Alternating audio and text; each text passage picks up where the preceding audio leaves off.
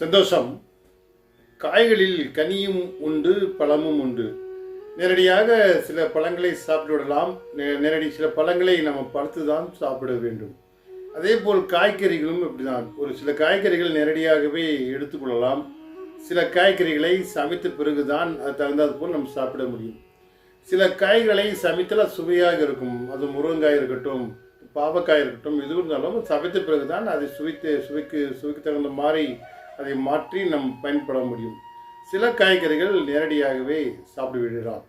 Carrot என்ற போல சில பொருட்கள் பச்சையாகவே சாப்பிடுவார்கள். இதே போலதான் மனிதர்கள் என்பார்கள். சில மனிதர்கள் கனிப்போல் உடனடியாக நமக்கு வாழ்க்கையில் பயன்பட்டு பக்குவப்பட்டிருப்பார்கள். அவர்கள் எல்லா வகையிலும் நம்மோடு இணைந்து செயல்படுவார்கள் என்பார்கள். சில காய்கறிகள் நீங்கள் வேக வைத்து அது சுவைத்த பிறகுதான் நம் பயன்பாடுக்குள் கொண்டு வரும் முடியும் என்பார்கள். அதே போல்தான் சில மனிதர்களும் இருப்பார்கள். அவர்களுக்கு தகுந்த பயிற்சி கொடுத்து அவர்களை போல் நீங்கள் பயணம் செய்தால் அவர்களும் சிறந்தவர்களாக மாறக்கூடும்.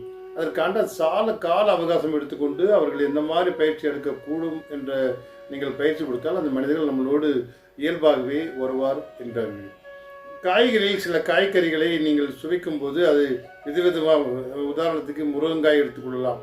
அது எது வேண்டுமானாலும் செய்யலாம். முருங்காயை நீங்கள் ஒரு குழம்புக்கு யூஸ் பண்ணலாம். அது சரியாக வேறு விதமாக நிறைய முருங்காயிலும் பல விதமான சமையல் முறைகள் உண்டு, அதை செய்யலாம். ஆனால் நேரடியாக பயன்படக்கூடிய சில காய்கறிகளும் நம் உடலுக்கு நல்லதாக இருக்குமாம். எதுவென்றாலும் அந்த காய்கறிகளைப் போல பழம் கனிகளைப் போல மனிதர்களை நாம் உபயோகிக்கும் விதத்தில் உள்ளது, அவர்களை நம் அணுகுமுறையில் அந்த சிறப்பு உள்ளது என்கிறார்கள்.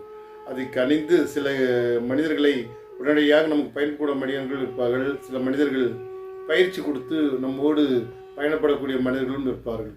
அவர்களை நாம் பயணித்தால் நம் வாழ்க்கை சந்தோஷமாக மாறும். சந்தோஷம். வாழ்க வளம்.